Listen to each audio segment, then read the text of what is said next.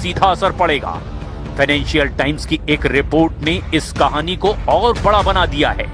बताया जा रहा है कि एक ऑयल टैंकर कंपनी ने करीब $2 मिलियन देकर सुरक्षित रास्ता हासिल किया।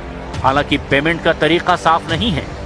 संभावना है कि ये इनडायरेक्ट चैनल से किया गया, लेकिन कोई ऑफिशियल कंफर्मेशन नहीं है।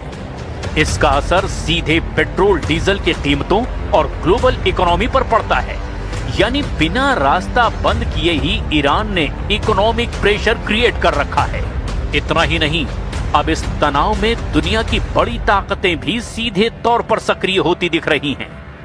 United Kingdom, France, Germany, Italy, Netherlands और जापान जैसे देश अब होर्मुज में जहाजों की सुरक्षा के लिए एस्कॉर्ट सिस्टम का प्लान कर रहे हैं। इनमें से जापान को छोड़कर 5 देश नेटो का हिस्सा हैं, जिससे ये साफ हो जाता है कि ये मुद्दा अब केवल क्षेत्रीय नहीं रहा, बल्कि वैश्विक रणनीतिक टकराव का केंद्र बन चुका है।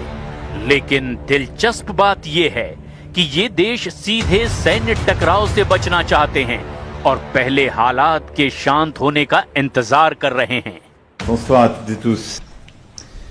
Sur la question du détroit d'Ormuz, nous avons pu là aussi échanger. J'ai redit qu'une fois que la situation serait plus calme, la France était prête avec d'autres nations à prendre la responsabilité d'un système d'escorte de navires dans le détroit, dans le cadre d'une mission qui n'a pas vocation à être une action de vive force.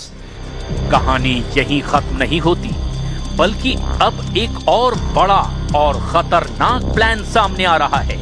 Axios की report के मुताबिक Trump प्रशासन Iran के खार्क island को निशाना बनाने की रणनीति पर काम कर रहा है, जहां से ईरान का करीब 90% तेल निर्यात होता है, यानी उसकी अर्थव्यवस्था की रीढ़। रिपोर्ट्स बताती हैं कि अमेरिका इस द्वीप पर नाकाबंदी या फिर सीधे कब्जे जैसे विकल्प देख रहा है, ताकि ईरान को स्ट्रेट ऑफ हॉर्मुज खोलने के लिए मजबूर किया जा सके। इससे पहले अमेरिकी हमलों में यहां के सैन्य ठिकानों को निशाना बनाया गया, लेकिन ऑयल इंफ्रास्ट्रक्चर को जानबूझकर छोड़ा गया।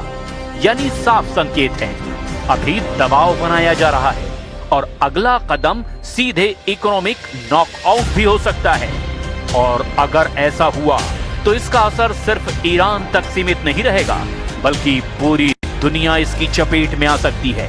खार्क आइलैंड पर हमला या कब्जा ईरान की अर्थव्यवस्था की रीढ़ तोड़ने जैसा होगा, क्योंकि उसके ज्यादातर तेल निर्यात का रास्ता वहीं से गुजरता है। लेकिन इसके जवाब में ईरान चुप नहीं बैठेगा। माना जा रहा है कि ईरान खाड़ी क्षेत्र में अमेरिकी सहयोगी देशों जैसे सऊदी अरब और यूएई के ऑयल इंफ्रास्ट्रक्चर को निशाना बना सकता है, जिससे पूरी दुनिया में तेल सप्लाई पर भारी संकट पैदा हो सकता है।